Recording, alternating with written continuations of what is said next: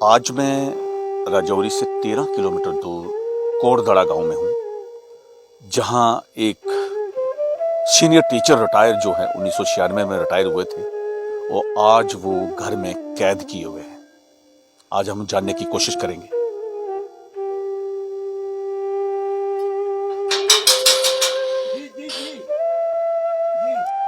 Master जी, एक minute दरवाजा खोलें आप। अच्छा जी, मेहरबानी, शुक्रिया। आदाब सर जी। आप अंदर क्यों बंद हैं? मुझे इसलिए बंद हूँ कि जगह अकेली है। 200 मीटर घर कोई पड़ोस में नहीं है, तो मुझे डर के मारे ये गेट को ताला लगा के यहाँ रहना पड़ता है। क्यों बंद हो आप? बंदा मुझे बच्चों ने परेशान किया हुआ है, तो वो उनकी परेशानी उनकी तबीयत उनके कहने के उनके मुताबिक मैं परेशान हूँ। 3 बच्चों ने परेशान किया हुआ है। दरवाजा खोले ना आप। हाँ जी, खोलता हूँ जी, लो जी।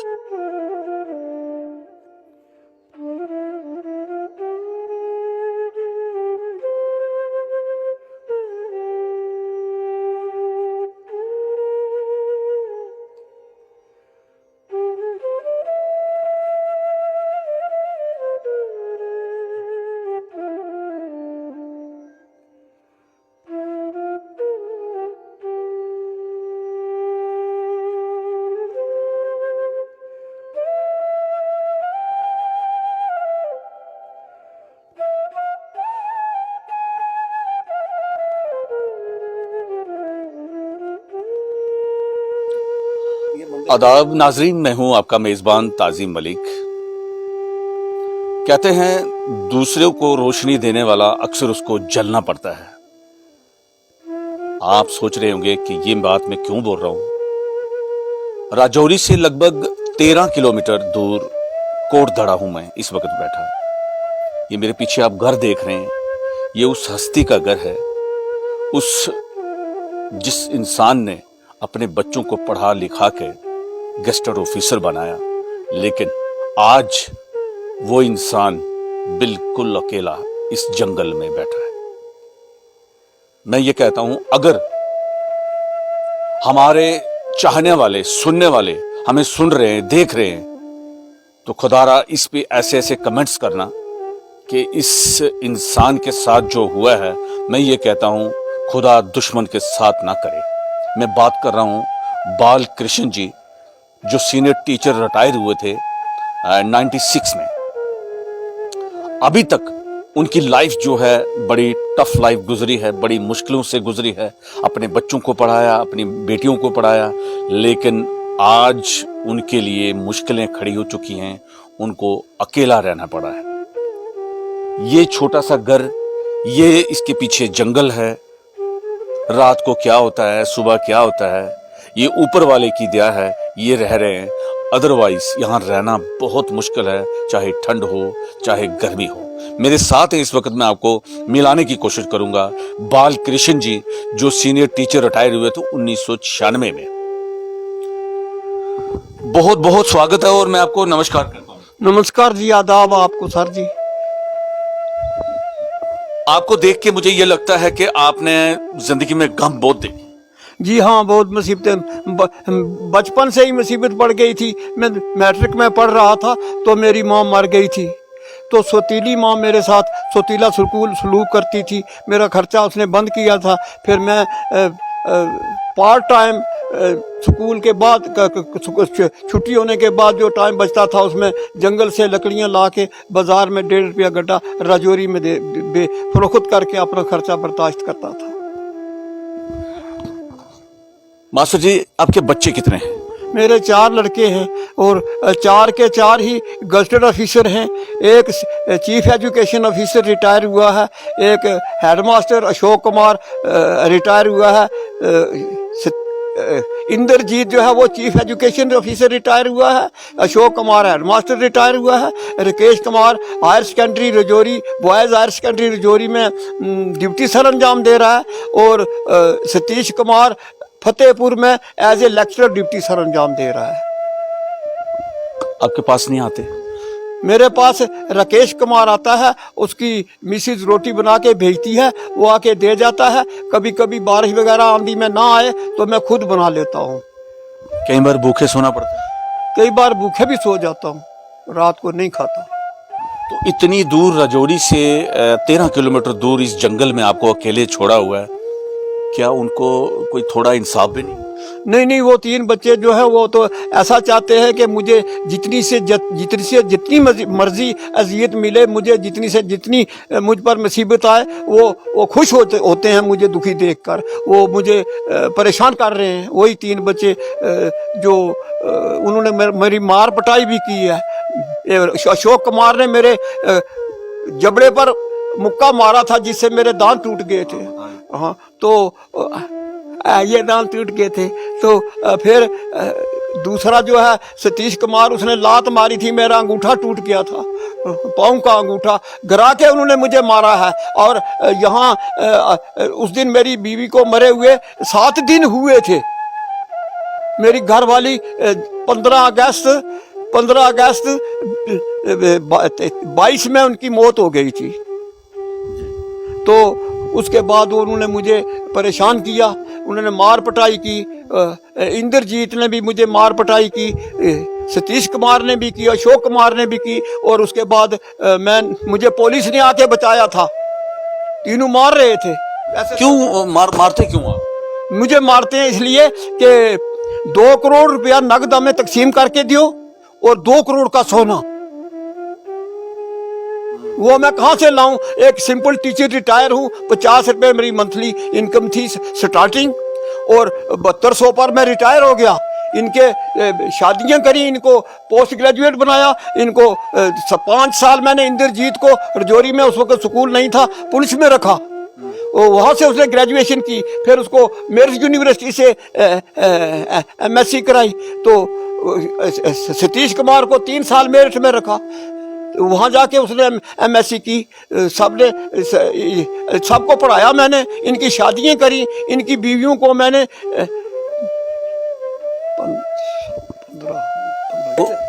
165 ग्राम। आज आपको अपनी बीवी याद आ रही है इस मुसीबत?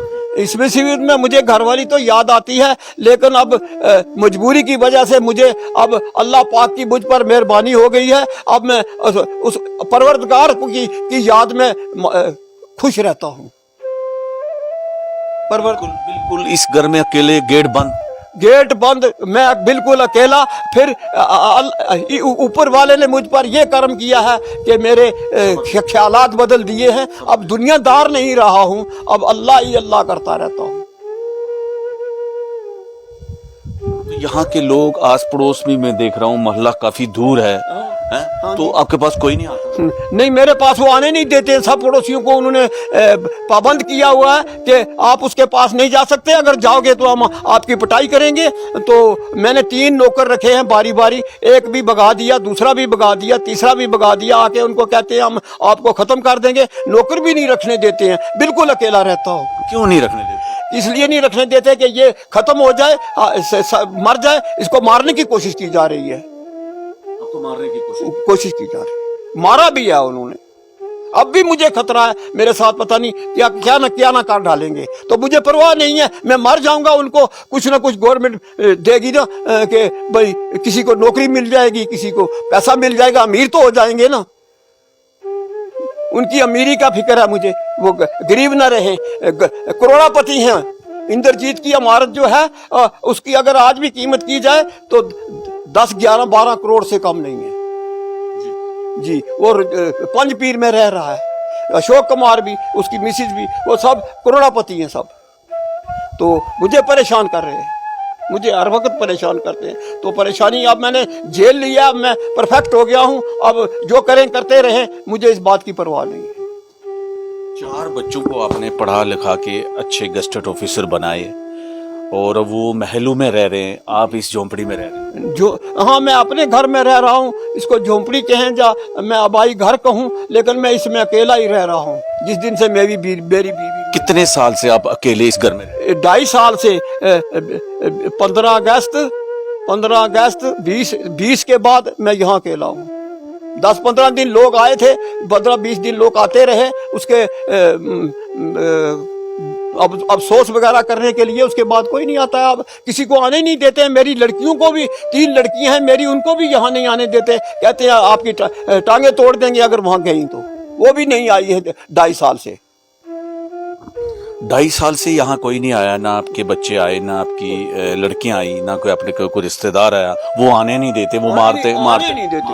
वो आने नहीं देते, वो गाली गलौज करते हैं, मारते हैं, पैरा करते हैं। जो रिटायर हैं 2, वो मेरे घर के इर्द गिर्द रहते हैं, जिनको जो कोई आए उसको भगा देते हैं और किसी को आने ही नहीं देते हैं। 2.5 सालों में ये जो पूरा जंगल का एरिया है, घर भी काफी दूर दूर है, तो रात को कोई ऐसी मुसीबत पड़ जाती है, कुछ ऐसा बीमार हो जाता है इंसान, या कोई ऐसे क्योंकि ये जंगल एरिया है, काफी मिलिटेंट भी रहे हैं काफी साल पहले, ठीक है, मिलिटेंसी अब भी है, मिलिटेंसी है, तो कोई भी खतरा बन सकता है। सब खतरे बन सकते हैं, लेकिन मैं अब मजबूर हूँ। मजबूरी की वजह से दिन काट रहा हूँ। जाऊँ कहाँ, किधर जाऊं, कहाँ जाऊं? इसलिए इसी घर में ही मर गया तो तब भी ठीक है, बच गया तो तब भी ठीक है। ईश्वर के भरोसे पर रह रहा हूँ। मास्टर जी, हमें पूरा हिंदुस्तान इस वक्त देख रहा है, पूरा हिंदुस्तान देख रहा है। बच्चों के लिए आप क्या कहेंगे कि ऐसे बच्चे होने चाहिए या नहीं? ये तो मैं ऐसे कहूंगा कि हिस्ट्री में मैंने देखा था कि इतना जालिम औरंगजेब बादशाह था, उसके बराबर के मेरे बच्चे हैं। औरंगजेब के बराबर के मेरे बच्चे हैं। उन्होंने भी अपने बाप को, शाहजहां को आगरा में कैद रखा था और अपने भाई को मार के, उसका गला काट के, उसको अपने बाप को नजराना पेश किया था। ये भी उससे कम नहीं है। ये भी वही करना चाहते हैं। राकेश कुमार को मारना चाहते हैं, मुझे परेशान कर रहे हैं, उसके साथ झगड़े करते रहते हैं। उसको मारा था उन्होंने, यहाँ ही मारा था। अगर 2-3 आदमी ना होते तो उसको खत्म कर देते। उस दिन मेरी घरवाली को मरे हुए 7 दिन हुए थे। उसमें मेरे पास गवाह मौजूद है। उन 3-4 आदमी ने उसको बचाया, तीनों ने उसको पकड़ के टक्करें लगाई, मार दिया। मरने मौत के नजदीक पहुंचा हुआ था, तब 2-3 आदमी ने उसे बचाया। मार की दिया था उन्होंने। यहाँ मैं आपको बताऊंगा अभी कहाँ अभी भी निशान है मेरे घर में उसके, जहाँ सिर लगा हुआ, टक्करें लगाई हुई हैं। तीनों ने पकड़ के दीवारों के साथ उसकी सिर मारा। आपको भी मारते? मुझे भी मारते हैं, मुझे भी मारा उन्होंने, कई बार मारा। इसलिए आप गेट नहीं खोलते कि रात को कोई बंदा आज मुझे मार दे? मैं इसलिए गेट नहीं खोलता, दिन रात उसमें ताला लगा के रखता हूँ और अलर्ट रहता हूँ। हाँ, अलर्ट रहता हूँ 24 घंटे। वैसे ऐसी बात नहीं है। मैं एक बुर्दबार, मेरा दिल बड़ा मजबूत है, उसकी वजह से मैं यहाँ रह रहा हूँ। आम आदमी तो यहाँ रुस्तमे हिंद भी नहीं रह सकता। जो बच्चे हमें सुन रहे हैं उनके लिए कोई 2 शब्द बोलेंगे आप? जो लोग सुन रहे हैं, बच्चों के लिए, वो बच्चे भी आपके सुन रहे हैं, उनके लिए बोलूं? हाँ, क्या बोलोगे उनके? यार मुझे क्यों फेंका ये? उनके लिए बोलूं? उन्होंने ऐसे ऐसे शब्द मुझे कहे हैं। मैं गीता पर ये आलप करके कहता हूं, उन्होंने ऐसे ऐसे शब्द मुझे कहे हैं, ऐसी ऐसी गालियां दी हैं जो मैं इसमें बयान नहीं कर सकता। समाज उसको सुन के कहेगा कैसा गंदा कबीला है। वो तो उन्होंने मेरे साथ जो किया है, वो उसको तो ईश्वर देख ही रहा है, ऊपर वाला। लेकिन मुझे जाती तौर पर वो जो चोटें लगी हुई हैं, मेरे दिल के अंदर सुराख हो गए हैं। ये बड़ी गंदी गालियां उन्होंने निकाली हुई हैं। कोई नीच से नीच आदमी भी ऐसी हरकत नहीं कर सकता। और मुझे उन्होंने पिटाई की हुई है। अगर उन्होंने मेरी पिटाई की हुई है, अगर मैं झूठ बोल रहा हूं तो ईश्वर मुझे इस बात की सजा दे। मैं गीता को हाजिर नाजिर करके कह रहा हूं कि उन्होंने मेरे साथ जुल्म किया हुआ है। बड़ा कम देखने को मिलता है कि एक बाप को कैद करके रखना एक गांव में, रजौरी से 12-13 किलोमीटर दूर, तो इनको थोड़ा सा वो तरस भी नहीं आता? देखो जी, मैं एक कैदी से भी बदतर जिंदगी बसर कर रहा हूँ। कैदी को तो चाय मिलती है, टाइम पर रोटी मिलती है। कैद तो हवालात के अंदर होता है, लेकिन मैं ईश्वर के सहारे पर और राकेश के सहारे पर बैठा हुआ हूँ। उसका भी पैरा करते हैं, मुझे टाइम पर रोटी नहीं देने देते हैं। वो वक्त बे वक्त निकाल के आके रोटी दे के चला जाता है। मुझे खतरा है कि उसको जान से खत्म न कर डालें। राकेश भाई, अगर मेरी आप आवाज़ सुन रहे हैं, आपका बहुत बहुत धन्यवाद, जो अपना बाप का इतना तो ध्यान रखते हैं। आपको डरने की ज़रूरत नहीं, आपके लोग पूरे साथ हैं, पूरा कानून आपके साथ है। और बाकी जो इनके जो बेटे, आप मेरे हाथ जोड़ के विनती है, आप अच्छे अच्छे ऑफिसर रिटायर भी हुए हैं, अच्छे ओहदे पे भी बैठे हुए हैं, खुदारा अपने बाप को संभालें, इनको मत खजल करें, इनको मत जलील करें, क्योंकि इन्होंने अपना जिस्म जला के आपको अपनी इस ओहदों पे बैठाया है। आज वो इस बियाबान जंगल में जो है अकेली लाइफ निकाल रहे हैं। आपको तरस आना चाहिए, आपको दुख आना चाहिए, आपको लोगों से सुनना चाहिए कि मेरा बाप कैसा है। आप चाहते हो कि मेरे बाप के साथ ऐसा सलूक ना हो, तो खुदारा जल्द से जल्द अपने बाप के पांव पकड़ के माफी मांगे आप कि खुदारा इस, हाँ मैं ये भी कहता हूँ, इस पूरे हिंदुस्तान के अंदर काफी बेटे हैं जो अपने बाप के साथ जुल्म करते हैं, लेकिन जितना जुल्म आपने अपने बाप के साथ किया है इतना किसी से ना हो। मैं दुआ करता हूँ ऐसे बेटों को खुदा अकल दे। आप क्या कहेंगे? मैं कहता हूं कि राकेश कुमार और उसकी मिसिज सिद्धेश कुमारी जो गर्ल्स हाई सेकेंडरी में लेक्चरर लगी हुई है, वो मुझे रोटी, मैं आपको अभी बताऊंगा, मेरे पास खाना जो पड़ा हुआ है तो उसने रात को भेजा था। वो बहू मेरी मुझे अपनी बेटियों से भी बढ़ के प्यार करती है।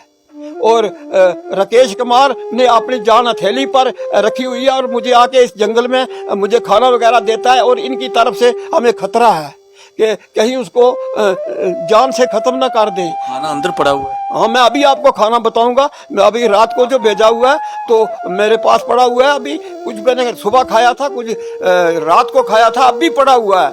तो वो ले आओ जरा। ये वो खाना इनके घर वालों ने भेजा है, ये देख सकते हैं, ये 2 पतीलों में ये बाबा जी खाते हैं। ये वो हस्ती थी जो दूसरों को रोशनी दे के आज खुद को जलना पड़ता है। ये 2 पतीलियां पता नहीं कितनी देर चलेंगी, 4 दिन चलेंगी, 5 दिन चलेंगी, लेकिन मैं ये कहता हूं कि उन बेटों को हाथ जोड़ के मेरे से विनती है, खुदारा ऐसा जो है अब जलील मत करो। और इस जंगल के एरिए में इनका अकेले रहना खतरे से खाली नहीं है, क्योंकि कई वक्त पहले यहाँ बहुत बड़ी मिलिटेंसी रह चुकी है। यहाँ मिलिटेंट आया करते थे, ओपन घूमते थे, मिलिटेंसी थी तब। मैं ये कह रहा हूँ, तो अब भी है। कई वारदात जो है हमारी रजौरी के अंदर हो चुकी हैं मिलिटेंसी की, कहीं पे आईडी ब्लास्ट हुई हैं, कहीं बुद्धल में आईडी मिली है, रजौरी में मिली है, कुछ भी हो सकता है। मेरी सरकार के आगे विनती है, एलजी मनोज सिन्हा जी से भी विनती है, अगर हमारी वीडियो कहीं किसी से कुछ शेयर करके हमारी सुन रहे हैं, खुदारा ऐसे बाप के साथ इंसाफ होना चाहिए। उन बेटों को फिर से मेरी हाथ जोड़ के विनती है कि खुदारा ऐसे बाप को आप जलील मत करें, ऐसे बाप को आप इतना जलाएं मत, क्योंकि 2.5 साल से एक कैदी भी बड़े अच्छे तरीके से रहता है, लेकिन एक बाप को आपने कैद करके रखा है। आपको शर्म होनी चाहिए, आपको शर्म आनी चाहिए। मुझे ये बताओ, कभी उनको कुछ गैरत या शर्म नहीं आई आपके बेटे? डीसी साहब श्रवण जी ने रफीक तहसीलदार रजौरी से गाड़ी पर जब भेजा था और मुझे यहाँ से गाड़ी पर बैठाकर ले गए थे, और उन्होंने मेरी सारी दास्तान सुनी थी। तो सुनकर उन्होंने मेरे बच्चों को बुलाया था, उन तीनों को, और उनको हदायत करी थी। और फिर जो उन्होंने जो ऑर्डर किया था वो तहसीलदार रजौरी को किया था, वो रफीक ट्रांसफ़र हो गया था। दूसरे तहसीलदार साहब आए हैं, वो फाइल वहाँ पड़ी हुई है, डीसी साहब की मार्क की हुई है, लेकिन उन्होंने कोई एक्शन नहीं लिया। आप जा ही नहीं सकते? मैं वहाँ जा नहीं सकता। तो मैंने उनके पास फाइल पड़ी हुई है, तो फाइलें रद्दी के टोकरे में नहीं डालनी चाहिए। तहसीलदार मौजूदा को चाहिए कि वो फाइल निकालें और डीसी साहब का ऑर्डर जो है उसको इम्प्लीमेंट करें। डीसी साहब ने बाकायदा लिख कर सब कुछ दिया हुआ है, लेकिन उसकी इम्प्लीमेंटेशन नहीं हुई, इसलिए कि वो तहसीलदार साहब रफीक साहब बदल गए हैं, तो वो फाइल वहाँ की वहाँ ही पड़ी हुई है। कितने साल पहले आप 1996 में आपने रिटायरमेंट? जी। तो कौन से स्कूल में रहे हो आप जी? कौन से कौन सा? पहले मैंने बडहाल में स्कूल 1955 1 नवंबर 1955 को मैंने नया स्कूल बडहाल में जारी किया था। वहाँ 3 साल रहा। उसके बाद ट्रांसफ़र होकर मैं डूगी ब्राह्मणा में गया। डूगी ब्राह्मणा में भी मैं 3 साल रहा। वहाँ भी मेरे स्टूडेंट हैं स्टूडेंट हैं, वहाँ मेरे पास 80-85 हर स्कूल में। डूंगी ब्राह्मणा में 6 नंबरदारियों के बच्चे मेरे पास आते थे, 80-90 होते थे। और बडहाल में भी मेरे पास 3-4 गांव से लोग आते थे, गदोयोग से आते थे, वहाँ बेनंबल से आते थे, बडहाल के आते थे, आसपास के सारे गांव के। नया स्कूल मैंने खोला था, वहाँ बच्चे मैंने रखे थे। मुझे एक चीज़ और बताओ, हमारी जो वीडियो है ये सारे अच्छे लोग, बड़े इंटेलिजेंट लोग सुनते हैं जी, लिखते भी बहुत अच्छा है। डीसी साहब हमारी वीडियो देख रहे हैं इस वक्त, जी। राजौरी डीसी विकास कुंडल जी, जी। एसएसपी हैं मोहम्मद असलम चौधरी साहब, वो भी देख रहे हैं। डीआईजी हसीब मुगल जी, क्या कहेंगे उनके लिए कि आप इतनी ढाई साल से आप कैद हैं, इनको क्या कहेंगे? मैं क्या कहता हूँ, वो जानी जान है, वो सब कुछ जानते हैं। उनके सामने सूरज को दीपक दिखाना एक गलत बात है। वो सारा ये मेरी दास्तान सुन के उनको सब कुछ पता चल जाएगा, और वो मुझे हर तरीके से प्रैक्टिकली भी देख सकते हैं कि मैं झूठ बोल रहा हूँ जो सच है। मुझे देखकर सबको पता चल जाता है कि सच्चाई क्या और झूठ क्या है। अगर वो कानूनदान सुन रहे हैं तो ये बात है, जो जितनी मैं कर रहा हूँ ये सब सच है, वो इंसाफ उनके हाथ में है। ये सर्दी के दिनों में आपको हीटर की जरूरत होती है, आग की जरूरत होती है, अपना बच्चा पास हो तो बड़ी बड़ी चीजें होती हैं, लेकिन आप अकेले रहते हैं तो कैसे आप करते हैं, मैनेज करते हैं? अब तो मैं सब कुछ अपने लिए करता रहता हूँ, नहाता हूँ, अपने कपड़े भी धोता हूँ। जुल्फकार जी एमएलए साहब ने मुझे हैंडपंप दिया हुआ है, इसलिए पानी अंदर है। वो कपड़े खुद धोते हैं आप? हाँ, कपड़े मैं खुद धोता हूँ। वो देखो पड़े हुए। हाँ, तो अब ना वो जुल्फकार जी साहब ने मुझे जो हैंडपंप दिया था, उसकी वजह से मुझे पानी की कोई किल्लत नहीं है। पानी की वजह से मैं यहाँ थोड़ा आराम महसूस करता हूँ। बाकी जो परेशानी होती है वो बार बार मेरी बहू फोन करके मुझे पूछती है, और राकेश कुमार को भेजकर वो उस परेशानी को दूर करते हैं, दवाई वगैरह भी देते हैं। मेरे एक दांत को 4-5 दिन पहले दर्द हुआ था, तो मुझे डॉक्टर के पास कोई नहीं ले गया। मैंने अपने हाथ से एक चाकू को तेज करके और दांत को निकाल दिया था। ओह माय गॉड, वो मैं आपको दिखा सकता हूँ। अभी बैठे मैं क्या कहूँ उन बच्चों को, मेरे आंखों में भी आंसू आ रहे हैं कि बीमार होके बाप एक यहाँ बैठा है और दांत दर्द हो गया, किसी ने पूछा तक नहीं, और गरम चाकू करके दांत निकालना बहुत बड़ी बात है यार। आपको शर्म आनी चाहिए। अगर वो 3 बच्चे मेरी बात अगर सुन रहे हैं, हाथ जोड़ के विनती है, इस बाप को जलील मत करो यार, प्लीज इस बाप को जलील मत करो। कितना जलील करोगे, अभी उम्र भी कितनी बची है इनकी। सबसे मेरी गुहार है, ज्यादा से ज्यादा इस वीडियो को शेयर करें, ज्यादा से ज्यादा लाइक करें, और कमेंट्स में लिख सकते हैं कि एक बेटा, जो 4 बेटे हैं, एक बेटा तो हेल्प करता है, लेकिन 3 के जो व्यवहार हैं आप इनकी जबानी सुन चुके हैं। आप ज्यादा से ज्यादा कमेंट्स करें कि ऐसे बेटों के साथ क्या होना चाहिए।